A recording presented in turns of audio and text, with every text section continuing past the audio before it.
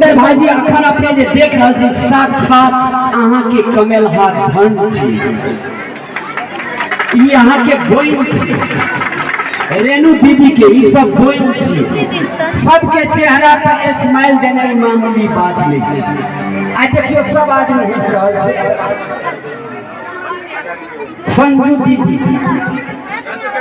और उपेंद्र भाई जी संपूर्ण विद्वत लोकनिक सब अमन चैन आदमी का हुए, शांति हुए से हरदम शिव बाबा से कामना करें।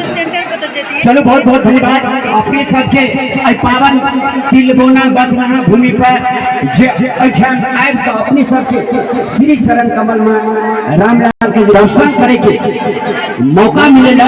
हम अपने आप में अहोभाग्य छी, हम अपने आप में कृतज्ञ छी जे अपने संग दर्शन करे के मौका मिलेला।